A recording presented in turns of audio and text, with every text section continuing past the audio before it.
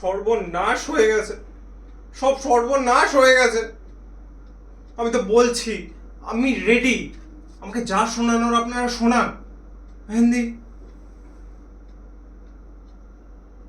এরম গালি দিয়ে কথা বলছো? আমি ব্যান দিয়েও বলতে পারবো না।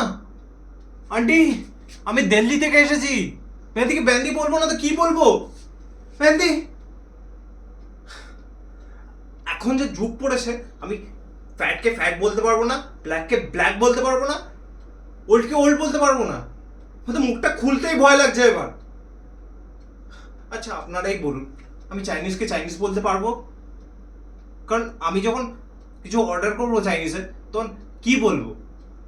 হ্যালো দাদা, হ্যাঁ হিমাচলের পাশে যে জায়গাটা আছে না, হ্যাঁ পাশের কান্ট্রিটা, ওই করোনাওয়ালাটা, হ্যাঁ ওখান থেকে একটা ক্রিসপি চিলি চিকেন লাগিয়ে দিন তো।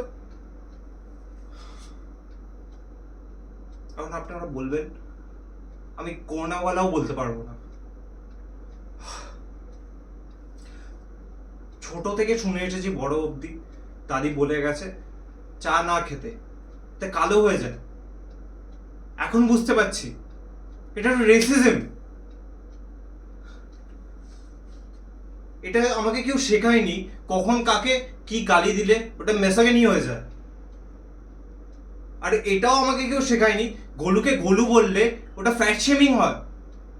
আমি আগে এগুলো সব নর্মালি ভাবতাম, আর মনেই হতো না এগুলো ভুল বলছি আমি।